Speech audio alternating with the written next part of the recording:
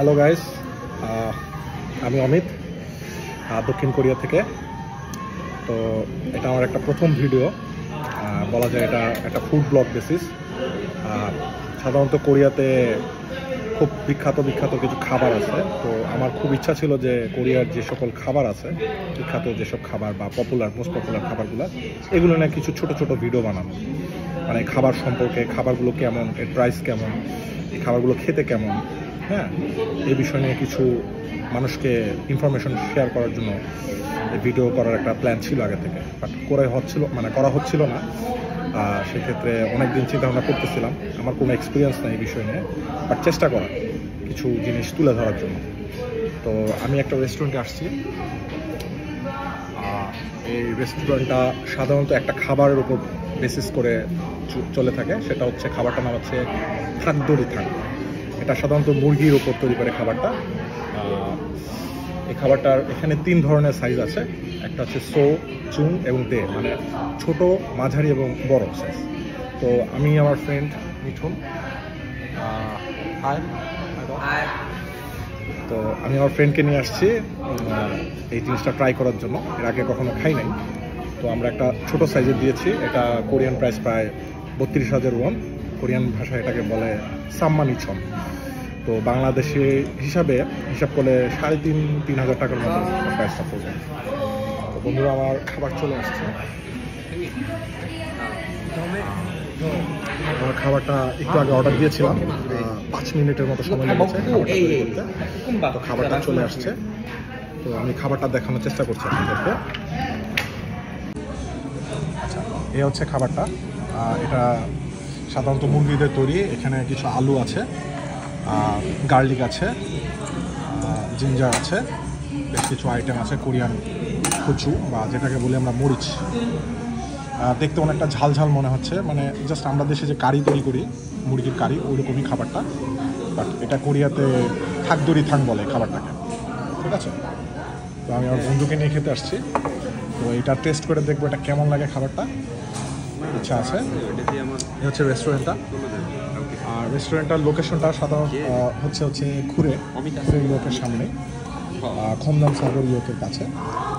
কাছে বলতে মোটামুটি খমদান সাগর ইয়ক থেকে বাসে আসলে 15 থেকে 20 মিনিট লাগে, বাট এখানে খুরে ইয়ক আছে, এখান থেকে 5 মিনিটের মতো সময় লাগে। তো খাবারটা খাবো আমি, তারপর আপনাদেরকে জানাবো। এটা খাবারটা সার্ভ করবো। ওরা একটা বাটি দিয়েছে। বন্ধু, আমার স্টিকটা লাগবে।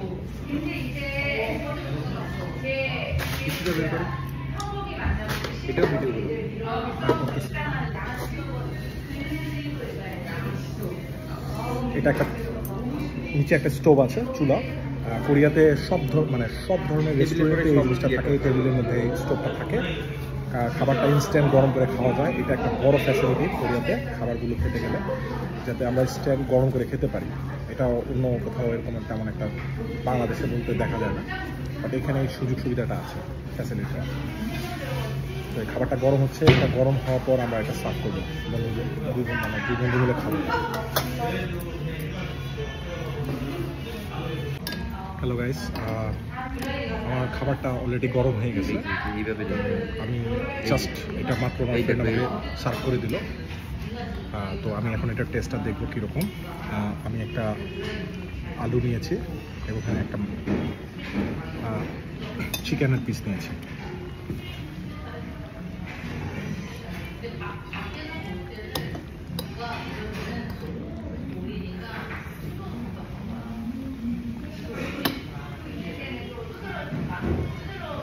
টেস্টি, অনেক টেস্টি। আলুটা একদম সিদ্ধ হয়ে গেছে, একদম মুলায়ম, মুখে দেওয়ার সাথে সাথে গলে যাচ্ছে। চিকেনটা একটু ফ্রাই করবো।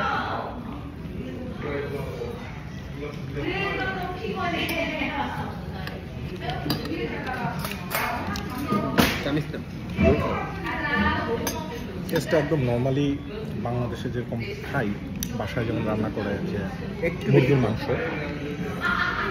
ঝোল যেরকম আলু দিয়ে মুরগির মাংস রান্না করে, ঠিক ওরকমই খাবারটা, বাংলাদেশের খাবারের মতোই, তেমন কোনো ডিফারেন্স নাই। ঝাল মাঝারি, তেমন বেশিও না কম না। বাট খাওয়া যায়। কোরিয়ানরা সাধারণত ঝালটা পছন্দ করে খাবারের মধ্যে দিতে। আমার খাবারটা এখানে গরম হচ্ছে, আমি এখান থেকে তুলে তুলে খাবো এবং এটা ইনস্ট্যান্ট মানে গরম খাওয়া যাচ্ছে। এটা হচ্ছে সবচেয়ে বড় বিষয়, যেহেতু এখন ওয়েদার খুব ঠান্ডা, এখন -3 চলতেছে বাইরে, আর এই ঠান্ডার সিজনে গরম খাবারটা সত্যি খুব মুখরোচক।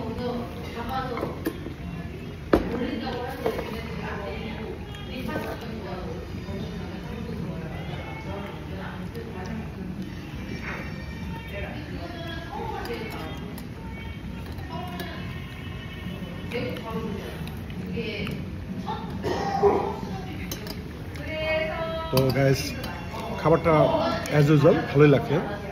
বাংলাদেশে যেরকম খাই, যেটা বললাম একটু আগে শেয়ার করলাম, বাট কোরিয়াতে এটা খুব খুব পপুলার একটা খাবারের মধ্যে।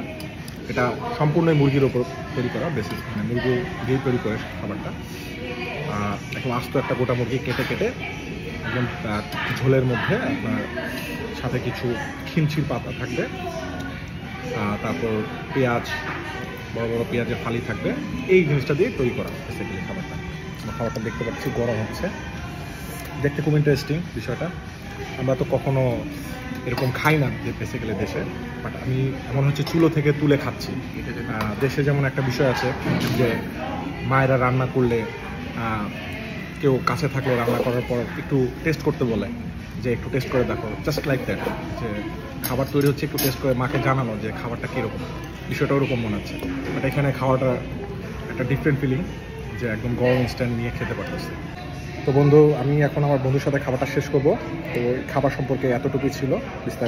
সামনে আবার নতুন কোনো খাবার নিয়ে ভিডিও বানানোর ইচ্ছা আছে, এবং আবার নতুন কোথাও, নতুন কোনো জায়গায়, নতুন কোনো খাবার সম্পর্কে আপনাদেরকে নতুন কোনো তথ্য দেওয়ার চেষ্টা করব। তো ততক্ষণ পর্যন্ত সবাই ভালো থাকবেন, সুস্থ থাকবেন, আর আমার জন্য দোয়া আশীর্বাদ করবেন, আর যাতে কোরিয়াতে খুব সুন্দর মতো থাকতে পারি এবং তাদেরকে সুন্দর সুন্দর ভিডিও উপহার দিতে পারি। তো ততক্ষণ পর্যন্ত সবাই ভালো থাকবেন। Good bye.